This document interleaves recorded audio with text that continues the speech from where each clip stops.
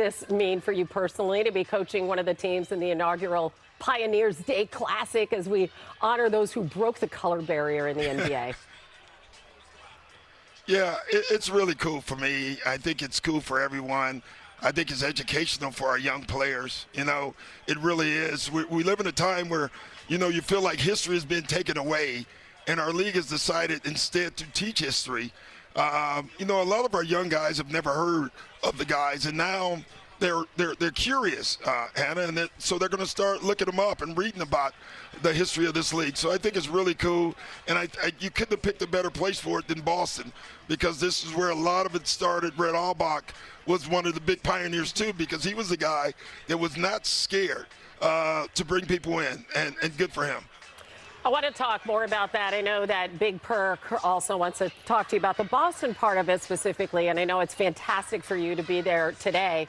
Although we do have to get to the Bucks being at the epicenter of one of the biggest stories in the NBA right now. And I know when you came there and everybody envisioned you'd be this deep into multiple playoff runs, and that hasn't been the case. And today he's missing his 17th game. We know the team is fielding offers for him. What's your perspective on Giannis's future? You know, I don't have one right now other than Giannis has said everything that we need to hear, that he wants to be a Buck, he loves the city. And that's all I can go by as a coach right now. You know, has it been difficult? Yeah, you know, your players every day have to hear stuff every single day about not just their best player, but they're thrown in the mix as well. You know, my favorite day of the year this year will be the day after the trade deadline. That'll be my favorite day because I think everyone will be here and we can get to, you know what I'm saying? So I'm looking forward to that. Doc, believe me when I tell you it would be my favorite day, too. You have coached a lot of games, top 10 in all-time coach games, top 6, your 6 all-time wins. But people also need to know that you ran an organization. You ran the Clippers for years, so you have the perspective of being front office as well as head coach. This is Giannis's 4th calf injury in the last 2 seasons. And you guys, where you are in the standings and what you've got in front of you, what is the outlook for Giannis if he is indeed a Buck past this week about what you guys are going to do the rest of the season with him? Well, number one, we have to wait, Wendy, to find out where his health is at. He's improving. Giannis is going to play. I think Giannis is going to come back and play at some point. We just don't know when that point is. On our end of that, you know, it would help us to win some games right now. I mean, we're struggling right now. We got to find a path to winning. And then on the big picture of that, if he's here, then our job is to put the right people around him so he wants to stay here. And that's important, you know, on all ends. So, but his health, Winnie, right now, he's progressing. You know, it's going to take a minute because we've done this over and over. I've been here through 2 playoff series so far, and I've yet to have a healthy team. You know, Giannis the first year, Dame the second year. Giannis wants to be healthy. That's what he wants. He wants to get in the playoffs healthy, and he wants his team to be healthy. And I think that's what Giannis probably thinks right now. Hey, Doc, good to see you. And I want to start off by saying thank you for always being an advocate for head coaches. That meant a lot to me when I first came in the league as a head coach. So thank you for that.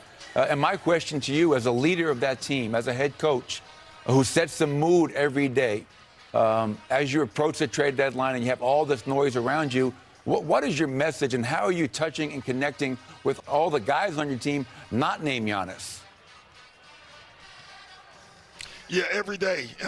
You know, Michael, you've been involved in this forever. Your dad was a big coach and advocate to all of us as well. So thank you, and thanks to your dad.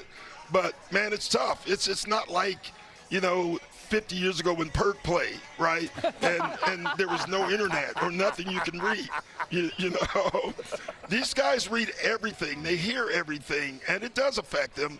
And I find myself coaching attitudes and coaching spirit right now as much as X and O's because of all that.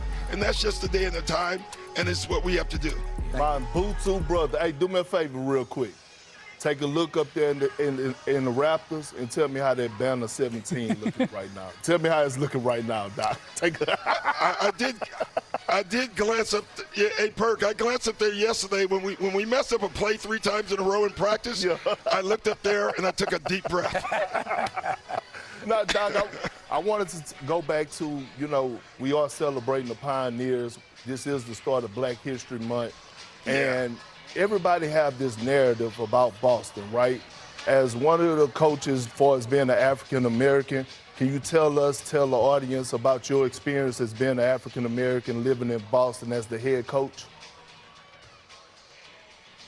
Well, it's the best, Casey Jones, Bill Russell, and Red being around. Like, I was embraced here. I was accepted here. What people don't understand with Boston, either you're from Boston or you're not. And when you're new to Boston, you have to either become part of Boston or you're not. And when you're not, you're out. Right. When you are part of the fabric of the community and the people, it's an amazing place. I come back here every summer. I love this place. Yeah, I mean, on your basketball journey, you have met so many incredible individuals, and you have also been that force for others. You have been an inspiration to others who are following your footsteps, Doc. So we want to take this moment to say that we really appreciate you and everything that you've done for the game, and we hope it's a really special day for you today. Thank you, guys. I really appreciate you. Thank you, Doc. Thanks, Doc. Together we're going to get more comfortable. And I just love the guys. I think the guys have grown a lot. You want to be here if you guys are not able to? I'm here. I'm here. Don't ask me that question. I'm here. It's disrespectful towards myself and my teammate. I wear that jersey every single day. How confident are you'll finish the season with the Bucks? I don't know. I take it day by day. We're not playing hard. We're not doing the right thing. We're not playing to win. Guys are being selfish. And something's up with Giannis. He stopped just over half court. Another loss here at home for the Milwaukee Bucks. Probably give me a protocol of 4 to 6 weeks. I'll be out. That is how we got where we are right now with Giannis Antetokounmpo. He is NBA analyst Richard Jefferson. He's on the call for Bucks and Celtics today. RJ, listen, this trade deadline is Thursday. What's the potential Giannis destination that intrigues you the most? You know what? When I was thinking about this question, it was more for me just trying to figure out where he could be happy. What situation could we see in a long term? And I don't know which one. When you get a Lucas situation that you had, when you see a Giannis situation, these are once in a lifetime generation players, and you want them to go to a place and finish. You think about Kareem Abdul-Jabbar leaving Milwaukee, and then he finished his career in LA. I think Giannis is so special that wherever he goes, I would love it for it to be his final spot. What do you think will factor the most into that happiness? If he's evaluating a destination, what's the thing that you think he's going to place the most value in? I think being able to compete for championships in the prime of his career. When he won that first championship, you're like, okay, he can win 3 or 4 more over the course of the next 10 years, but you never saw that team get put together. So right now, in my opinion, I think he's got 5, 6 more years as a top 5 player in the world. So I think he wants to be in a situation where those 5 or 6 years, he can at least compete for championships. And right now, that's not where the Milwaukee Bucks are. On the other side of this thing today is Boston, and they're 30-18 without one of their best players, and Jason Tatum. How does that record, 3 in the East, right, the 3rd spot right now, how, Richard, does that compare with the comparisons or the expectations, rather, that you had for this group at the start of the season? Well, I think it meets expectations for me, probably exceeds it just a little bit.